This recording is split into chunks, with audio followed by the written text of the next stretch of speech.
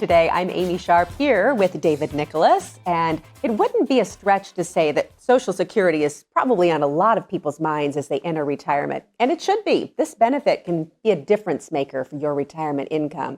But there are some obstacles to keep an eye on if you want to work toward utilizing your Social Security to its fullest potential. That's what you're here for, David. Yeah. Welcome. How are you? Oh, it's great to be here, and it's an interesting topic, one that I think there's a lot of misconceptions around and some fears. Hopefully today, maybe we both can alleviate some of those fears for our viewers. Absolutely. All right, let's start from just the most obvious question when it comes to Social Security. What are some of the challenges, the issues that people bring to you at Nicholas Wealth Management? Yeah, I think the big question is when. David, our team gets this a lot. We have a team of CFPs, financial planners, fiduciaries at our office. So we're always looking at it from a planning, when is the best time to turn it on? So the number one question is, David, when should I turn it on? The way Social Security is structured is the earliest you can turn it on is age 62. So if you're 62 years old, you can turn it on.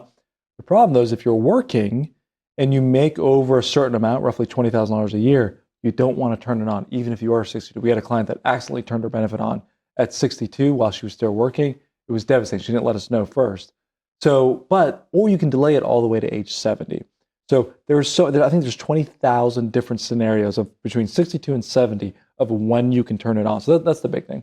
Second one I get a lot, and I think it's a very serious concern, is Social Security going to be there? And I don't say that lightly. I do want to alleviate some fears in that, Social Security will be there. But the question is, it may not be there in the same degree that it is today. So something I think we'll spend some more talking about as well. And number three is, how does Social Security just fit into my overall plan? I think that's the big thing. You don't want to look at Social Security just independently. That's a point I'm going to make here in a little bit. But Social Security needs to be taken into account with your greater plan.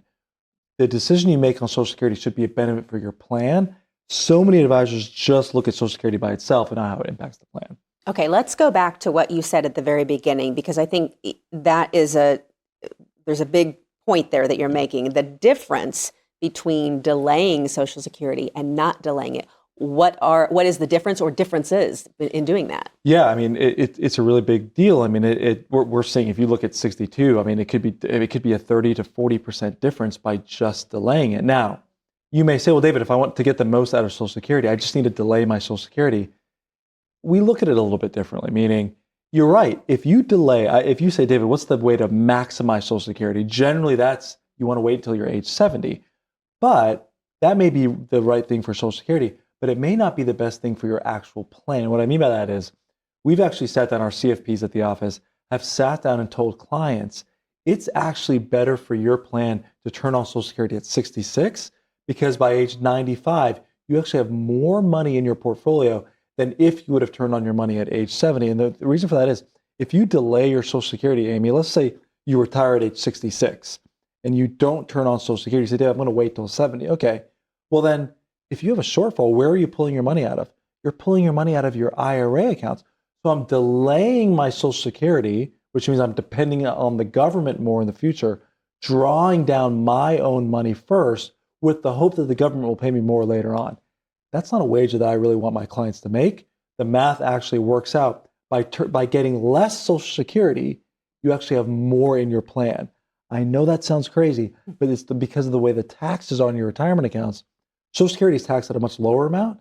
So by delaying Social Security, it actually could end up hurting you